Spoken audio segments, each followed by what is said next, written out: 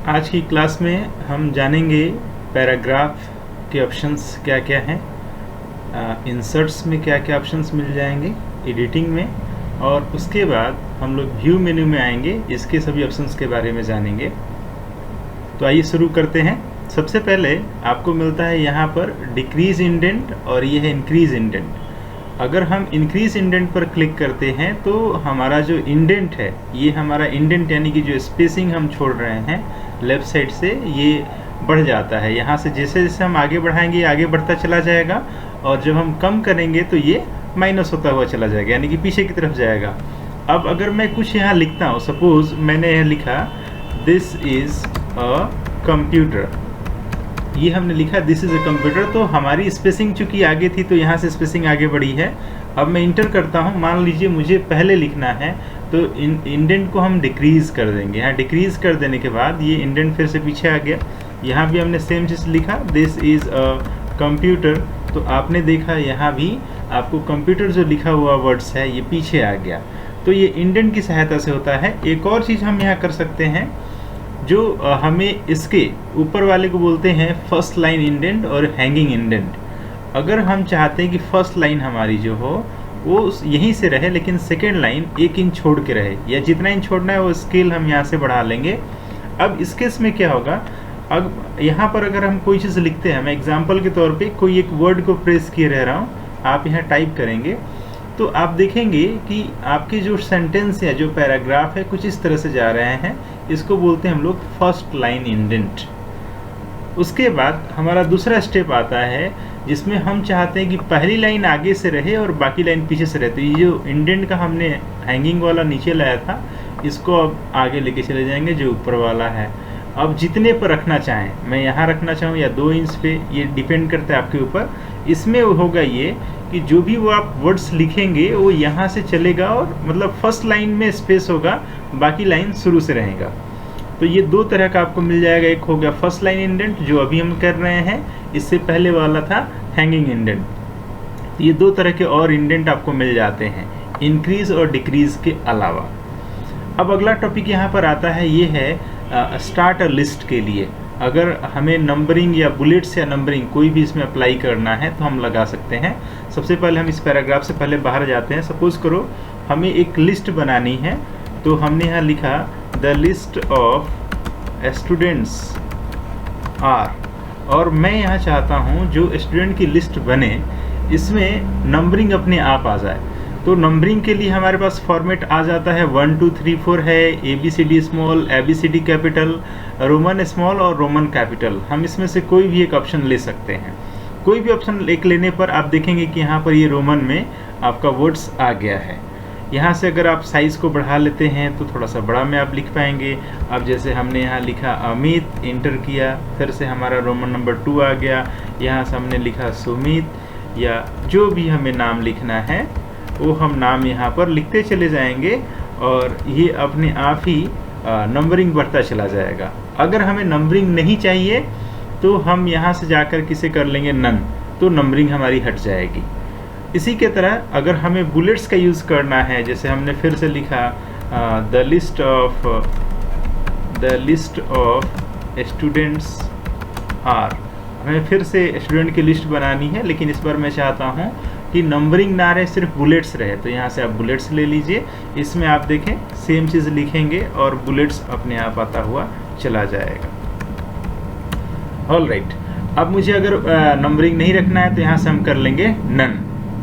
उसके बाद हम आते हैं नीचे, ये है हमारा अलाइन लेफ्ट। जब अलाइन लेफ्ट होता है तो हम जो भी चीज़ लिखते हैं वो हमारे लेफ्ट साइड में आता है। सपोज मैं एक कंप्यूटर का डेफिनेशन लिख दूँ, computer is an electronic data processing machine which takes data and instructions, process it and provide us the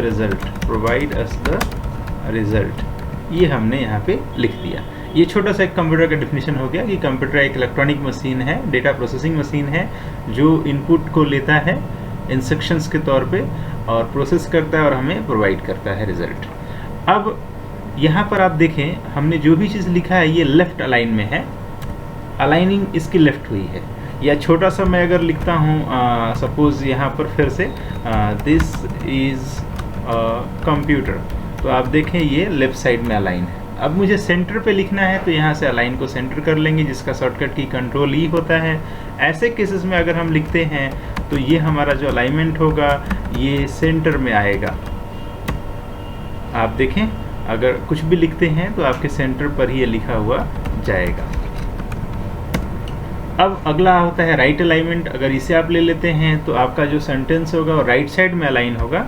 जैसे देखें यहाँ हमने लिखा दिस इज़ अ कंप्यूटर, या यहाँ पर हमने सिंपली कंप्यूटर लिख दिया। तो दोनों ही केसेस में हम पाएंगे कि जो हमारी अलाइनमेंट है ये राइट साइड में हो रही है। ध्यान रखें आप चाहे लेफ्ट अलाइन में हो या राइट में हो या सेंटर में हो, टेक्स्ट हमेशा आपके कर्सर के लेफ्ट साइड ही आती है। ओके, अब आगे चलते हैं। हम यूज़ करते हैं जस्टिफाई। जस्टिफाई के कॉन्सेप्ट के लिए मैं इस सेंटेंस को कॉपी कर ले रहा हूँ, और कॉपी करके मैं मल्टीपल टाइम इसे पेस्ट कर ले रहे हैं यहीं पर, इसलिए कि हम एक पैराग्राफ दिखाना चाहते हैं। अब देखें हमारे पास ये पैराग्राफ है। अगर हमारी ये पैराग्राफ को हमें प्रिंट करना है तो यहाँ पर लाइंस बराबर में नहीं है ना, इधर साइड में तो बराबर में है बट इधर में बराबर नहीं है। अगर आप सेंटर भी लेते हैं तो सेंटर में भी आप देखें दोनों साइड से हट जाती है। तो बाय डिफ़ॉल्ट हम लोग लेफ़्ट अलाइन से लिखते हैं। लिखने के बाद हमें करना होता है जस्टिफाई, जिसके लिए हम इस पर क्लिक करेंगे। इससे हमारी लाइन की स्पेसिंग दोनों साइड एक बराबर आ जाएगी। तो ये हो गया हमारा जस्टिफाई। जस्टिफाई होने के बाद हमारे लाइन्स एक बराबर में आ जाते हैं। यहाँ पर एक ऑप्शन हम लोगों ने इसको छोड़ा था, ये है हमारा लाइन के बीच में स्पेसिंग कितनी रखनी है। जैसे 1.0 रख दिया तो लाइन के बीच की स्पेसिंग कम हो गई है। इसी प्रकार हमने कर दिया 1.15 तो स्पेसिंग और ज़्यादा हो गई, 1.5 स्पेसिंग और ज़्यादा हो गई। तो इस तरह से स्पेसिंग हम कम या ज़्यादा रख सकते हैं। मैंने फिर से 1.0 ले लिया। अब आता है ऐड स्पेस आफ्टर पैराग्राफ। अगर मैं इसको हटा देता हूँ तो आप देखेंगे कि जो दिस इज़ कंप्यूटर लिखा था ये थोड़ा सा और पहले आ गया है। मैं फिर से एक बार लगा के दिखाता हूँ। अगर हम जाते हैं ऐड 10 पॉइंट स्पेस तो दिस इज़ कंप्यूटर जो लिखा हुआ है ये थोड़ा सा स्पेस दे करके आ गया है। तो ये चीज़ें हम लोग यहाँ से कर पाएंगे। आगे बढ़ते हैं। अभी पैराग्राफ को हमने सेलेक्ट कर रखा है। ये पैराग्राफ के मेन सेटिंग पर चलते हैं। यहाँ पर जाने पर हमारे पास आता है लेफ़्ट इंडेंट, यानी कि इंडेंटेशन है, लेफ़्ट में कितना छोड़ना है, राइट में कितना इंच छोड़ना है, फर्स्ट लाइन में कितनी मार्जिन रखनी है, लाइन की स्पेसिंग क्या देना है, और 10 पॉइंट स्पेस देना है या नहीं, और अलाइनमेंट क्या रखनी है। यानी कि जितनी भी चीज़ें हमने पैराग्राफ में पढ़ा उन सभी का यहाँ पर निचोड़ आ गया है। आइए देखते हैं। जैसे लेफ़्ट से हमने दे दिया 1 इंच, राइट साइड से भी हमने दे दिया 1 इंच, और फर्स्ट लाइन में भी हमने दे दिया 2 इंच। अब इसमें होगा ये कि लेफ़्ट साइड से 1 इंच छूटेगा, राइट साइड से 1 इंच छूट जाएगा, और फर्स्ट लाइन में 2 इंच छूट जाएगी। बाकी जो लाइन स्पेसिंग है आप यहाँ से भी बदल सकते हैं, वही ऑप्शंस आपको यहाँ भी मिलेंगे, और ऐड 10 पॉइंट स्पेस भी आप यहाँ से लगा सकते हैं। ओके, तो यहाँ पर देखें 1 इंच इधर से छूट गया, 1 इंच इधर से छूट गया, और 2 इंच यहाँ पर छूट गया है। ये हो गया हमारे स्पेसिंग जो पैराग्राफ से हमने लगाया। फिर से हमें पहले ऐसा करना है तो यहाँ पर वंस अगेन आप 0, इसे भी 0 और इसे भी 0 कर देंगे और ओके कर देंगे, तो आप पाएंगे कि फिर से पूरा पैराग्राफ हमारा एज इट इज़ आ गया है। अब आइए आगे बढ़ते हैं। अगला है पिक्चर के बारे में। यहाँ से हम पिक्चर लगा सकते हैं। पिक्चर कोई भी जो हमें इंसर्ट करना है अपने इस डॉक्यूमेंट में, मैं यहाँ से एक पिक्चर ले रहा हूँ। ये पिक्चर कोई भी चीज़ हो सकता है। हमारे पास अभी पिक्चर्स कुछ खास नहीं है, बट फिर भी मैं इसमें से एक पिक्चर कोशिश करता हूँ लेने के लिए। सपोज़ हमने ये न्यूज़पेपर वाला कटिंग ले लिया और यहाँ से लेकर के ओपन कर दिया, तो हमारे पास जो न्यूज़पेपर था वो आ गया। अब इसकी साइज़ को छोटा बड़ा करना है तो छोटा बड़ा कर सकते हैं। जब हम इस पर जाते हैं, इस पर हम क्लिक करते हैं, तो हम पाएंगे कि ऊपर में इस तरह से डबल एरो आ जाएगा। यहाँ पर यहाँ कॉर्नर में एरो आएगा और इस कॉर्नर में एरो आएगा। इसी तरीके से अगर आप पेज को स्क्रॉल करते हैं नीचे में, तो बीच में भी आपको 2 तरह से एरो मिलेगा, इस साइड और इस साइड में। और ठीक और नीचे अगर आप जाते हैं तो नीचे भी आपको यहाँ पर एरो मिल जाएगा, जिससे आप इसको छोटा बड़ा कर सकते हैं। तो मैं इस पर क्लिक करके इसको छोटा कर सकता हूँ। देखिए जैसे छोटा हो रहा है इमेज। और मैं अगर कॉर्नर से छोटा करना है तो ये कॉर्नर वाले पर चले जाइए, इससे आप छोटा कर लीजिए।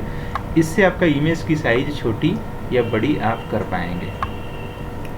ठीक है, ये तभी हो पाएगा जब हम इस पर क्लिक रखते हैं। अगर हम बाहर क्लिक करते हैं तो इसकी साइजेस नहीं छोटी बड़ी कर पाएंगे। इस पर क्लिक करने के बाद हम यहाँ से जाने के बाद, जैसे इस पर क्लिक रखने के बाद हम इसका चेंज पिक्चर कर सकते हैं, इसकी जगह दूसरा पिक्चर आ जाएगा। रिसाइज पिक्चर कर सकते हैं जिसमें साइजेस को हम मैनुअली ना करके यहाँ पर वैल्यू के ज़रिए कम कर सकते हैं। जैसे यहाँ हमने मान लो लिखा 25, तो आप देखिए मैंने 25 दिया तो नीचे 19 हो गया। अगर मैं फिर से यहाँ बदलाव कर जैसे 35 लिखा तो नीचे 27 हो गया। ऐसा इसलिए हो रहा है क्योंकि लॉक एस्पेक्ट रेशियो को टिक लगा हुआ है। अगर ये अनचेक कर देंगे तो फिर ऐसा नहीं होगा। इसको टिक लगे रहने से हमारा एस्पेक्ट रेशियो लॉक होता है और हमारी जो साइज होती है वो एक साथ बढ़ती या घटती है। जैसे मैं अगर इसको अनचेक कर देता हूँ और यहाँ पर साइज़ को हमने 37 लिया तो नीचे में कोई बदलाव नहीं हुआ, और आप ओके कर देंगे तो जो आपने नई साइज़ लिया उसके अकॉर्डिंग ये आ जाएगा। एक बार फिर से देखें, रिसाइज पिक्चर पे जाएंगे, यहाँ से जो भी हमें साइज़ रखनी है, सपोज़ हमें इसे 15 पे रखनी है और ओके कर दिया तो ये 15 साइज़ पर आ गया। अगला होता है, अगर इसे डिलीट करना है तो आप इसी पे क्लिक करके डिलीट कर सकते हैं, ये पिक्चर हट जाएगी, right. Then paint and drawing, इस पर क्लिक करने से हमारी ड्राइंग खुल के आ जाएगी। ड्राइंग में जैसे यहाँ पर अभी ग्रिड लाइन्स लगे, मैं हटा दे रहा हूँ व्यू में जा करके। अब यहाँ पर जैसे इसकी साइज़ को आप बड़ा कर सकते हैं, जिसमें इमेज आपको बनाना है, कोई भी इमेज आप बना सकते हैं। मैं बाय डिफ़ॉल्ट एक एरो बना ले रहा हूँ और इसमें हमने कोई कलर भर लिया। हम जो भी कार्य करेंगे यहाँ पर, ये सभी कार्य हमारा चला जाएगा हमारे वर्डपैड में। ये देखिए हमने कार्य किया पेंट में, और जब हमने उसको क्लोज़ किया पेंट को तो वापस यहाँ आ गया। अगर हम इसमें कोई बदलाव करना है तो इस पर डबल क्लिक करेंगे। डबल क्लिक करने पर फिर से ये पेंट में आ जाएगा और जो भी हमें बदलाव करना है वो हम बदलाव यहाँ पर कर पाएंगे। अगर कोई कलर वगैरह करना है या डिज़ाइन बदलनी है, वो सभी चीज़ों को बदल पाएंगे, और क्लोज़ करने के बाद फिर से हमारी डिज़ाइन यहाँ आ जाएगी। ऑलराइट, तो ये हो गया। इसको अगर हटाना, इस पर क्लिक करके डिलीट कर दें, ये हट जाएगा। फिर आता है date and time. Date and time से क्या है, आप अपने डॉक्यूमेंट्स में कहीं पर भी डेट और टाइम देना चाहते हैं तो डेट एंड टाइम के लिए यहाँ पर जाएंगे। यहाँ पर डेट का अलग अलग फॉर्मेट मिल जाएगा जो कि यहाँ तक है, और फिर यहाँ से टाइम का फॉर्मेट मिल जाएगा। तो डेट का जो फॉर्मेट आपको चाहिए आप वो फॉर्मेट यहाँ से ले करके ओके कर लें, वही डेट का फॉर्मेट आप पाएंगे। ये डेट और टाइम जो आता है ये आपके सिस्टम की जो टाइमिंग है उसके अकॉर्डिंग आता है। जो भी आपके सिस्टम में टाइम दिया रहेगा वहीं डेट और वहीं टाइम यहाँ आ जाएगा। फिर से अब आगे चलते हैं। जैसे डेट हमने लगा लिया, टाइम लगाना है, टाइम के लिए ले लिया और ओके कर दिया तो वहीं डेट और टाइम आ गया है। ऑलराइट, अब अगला ऑप्शन हमारे पास है इंसर्ट ऑब्जेक्ट। इंसर्ट ऑब्जेक्ट पर हम जाएंगे। इंसर्ट ऑब्जेक्ट पर जाने के बाद हमारे पास ये एप्लीकेशंस के लिए लिस्ट आ जाएंगे जो हमने इंस्टॉल कर रखा है। जैसे मान लीजिए मुझे एमएस वर्ड से कोई डॉक्यूमेंट बनाना है, मीन्स कि हमें कार्य करना है एमएस वर्ड में और उसे हमारे वर्डपैड के फाइल में लाना है, तो यहाँ से हम सेलेक्ट करके इसे ओके कर लेंगे। ये ओके करते ही हमारे पास जो एमएस वर्ड इंस्टॉल है वो ओपन होके आ जाएगा। और जैसे मैंने मान लीजिए यहाँ से एक स्टाइल ले लिया और इस स्टाइल में मुझे लिखना है, मैंने यहाँ पर जा कर के लिख लिया RGNICT, RGNICT, ये हमारे पास आ गया। इसको हम थोड़ा साइज़ को बड़ा कर ले रहे हैं। ध्यान दीजिए हम जो भी ये कार्य कर रहे हैं ये हमारे MS वर्ड में हो रहा है, और इसको कार्य करने के बाद जब हम इसे क्लोज करते हैं तो ये हमारे वर्डपैड वाले डॉक्यूमेंट में चला आएगा। यहाँ पर हम पाएंगे इस कंटेंट को।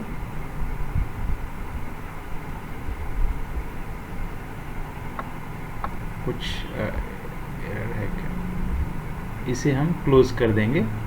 क्लोज करने के बाद हम देखेंगे हमारा कंटेंट जो है इस वाले डॉक्यूमेंट्स में हमारे आ गया है। तो इससे ये होता है इंसर्ट ऑब्जेक्ट से हम दूसरे एप्लीकेशन से चीज़ों को लाते हैं और इसमें डाल पाते हैं। अगला ऑप्शन हमारे पास आता है फाइंड। फाइंड पर जाने के बाद हम यहाँ से फाइंड कर सकते हैं। फाइंड के ऑप्शंस अलग अलग मिलेंगे। जैसे लिखता है फाइंड व्हाट, क्या फाइंड करना है उसको हम यहाँ डालेंगे। अब जैसे मान लीजिए मैं चाहता हूँ कि कंप्यूटर कहाँ कहाँ लिखा हो ये दिखाए, तो हमने यहाँ लिखा कंप्यूटर। जो आपको ढूंढना है उस वर्ड को यहाँ पर आप डाल लें। जैसे हमने लिख दिया यहाँ पे कंप्यूटर, राइट। अब हमें कहाँ से ढूंढना है ये हम डिसाइड कर सकते हैं।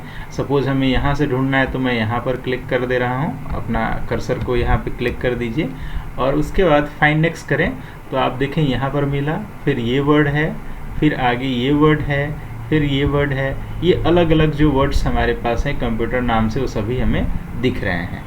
अब यहाँ पर अगर मैं कर देता हूँ मैच होल वर्ड ओनली, तो मैच होल वर्ड से क्या होता है कि अगर हमारा ये वर्ड सपोज करें मैं यहाँ कंप्यूटर की जगह COM और P तक ही रखता हूँ और फिर फाइंड एक्स करते हैं तो भी देखिए फाइंड कर रहा है, मीन्स कि आधे वर्ड होने पर भी ये फाइंड कर पा रहा है। मैं अगर ऊपर से ही फाइंड करके दिखाऊं, जैसे मैं यहाँ पर गया और यहाँ पे जाने के बाद मैंने फाइंड एक्स किया तो यहाँ भी फाइंड हो रहा है। लेकिन अगर हम कर देते हैं मैच होल वर्ड ओनली, तो इस केस में अगर पूरा वर्ड जो हमने लिखा है COMP ऐसा रहेगा तो ही फाइंड करेगा, अन्यथा नहीं फाइंड करेगा। जैसे यहाँ पर आ गया WordPad has finish searching the document, यानी इसे कोई भी डॉक्यूमेंट ऐसा नहीं मिला है। उसके बाद इसको हम हटा देते हैं, फिर से पूरा नाम लिख देते हैं कंप्यूटर। अब दूसरा ऑप्शन इसमें आता है मैच केस। मैच केस पे टिक कर देने से जैसा वर्ड हमने लिखा हुआ है यानी कि कैपिटल और स्मॉल उन दोनों को चेक करते हुए बताएगा। जैसे अब मैं फाइंड एक्स कर रहा हूँ तो यहाँ पर इन दोनों को छोड़ दिए ऊपर में वर्ड्स को, और नीचे आ गया यहाँ पर जिसमें पहला वर्ड C कैपिटल में है, फिर से इस पर गया C कैपिटल, फिर C कैपिटल। अभी देखें यहाँ पर हमारे पास ये कंप्यूटर लिखा था स्मॉल में, ये भी स्मॉल में, ये भी और ये भी, इनको छोड़ करके ये लास्ट वाले पर चला गया। ऐसा इसलिए क्योंकि मैच केस पर हमने टिक कर दिया था। तो मैच केस से क्या होता है, जैसा हम लिखे हैं वैसा ही ढूंढेगा। अगला ऑप्शन, अगला आता है रिप्लेस। रिप्लेस पर जाने के बाद हम इस वर्ड्स के जगह अगर कोई दूसरा वर्ड डालना चाहते हैं, जैसे मैं चाहता हूँ कि इसमें यहाँ पर फाइंड वर्ड में एक कंप्यूटर को ढूंढा जाए और रिप्लेस किया जाए किससे। जैसे मान लीजिए हमने कंप्यूटर के जगह कर दिया CPU, सपोज हमने लिख दिया CPU। मैं चाहता हूँ जहाँ जहाँ कंप्यूटर लिखा हुआ है वहाँ पर CPU से रिप्लेस हो जाए। यहाँ पर ऑप्शन हमको मिलता है कि हम एक को भी रिप्लेस करते हैं अगर चाहें तो, जिससे एक रिप्लेस हो जाएगा, अगले वाले पर चला जाएगा। मैं अगर नहीं रिप्लेस करना चाहता हूँ तो फाइंड एक्स कर दूंगा, और अगले वाले को रिप्लेस करना है तो इसको रिप्लेस कर सकते हैं। या फिर हम रिप्लेस ऑल कर सकते हैं ऐसे केसेस में जहाँ जहाँ पे कंप्यूटर लिखा था वहाँ पे CPU आ गया है। ध्यान दीजिए हमने पहले इस वर्ड को नेक्स्ट कर दिया, इसलिए इसको छोड़ करके बाकी सभी जगह CPU लिखा हुआ आ गया है।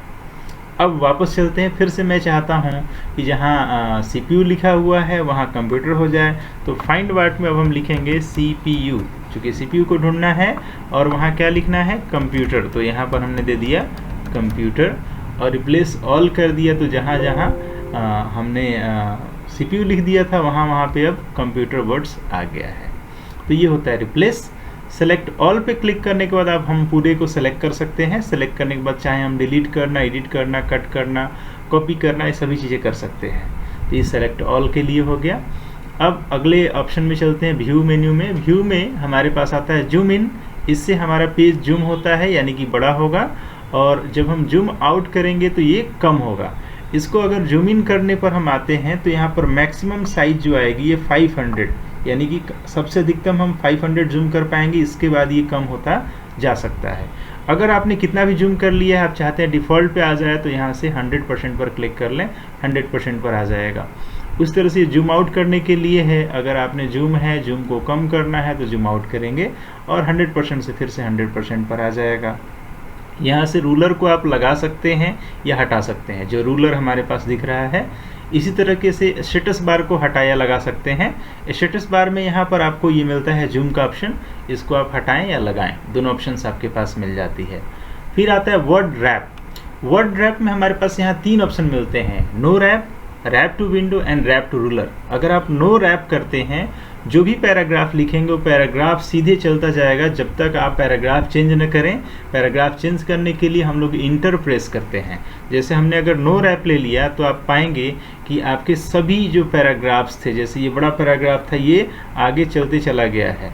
देखें, अगर आप कुछ लिखते भी हैं, सपोज मान लीजिए मैं यहाँ पर एक वर्ड लिखने के एग्जाम्पल के लिए एक वर्ड प्रेस कर रखा हूँ, तो ये वर्ड हमारा आगे चलता जाएगा और तब तक जाएगा जब तक हम इंटर हिट नहीं करें, यानी कि हमने रैपिंग नहीं लिया हुआ, और इंटर हिट करते ही नीचे लाइन में आ जाएगा।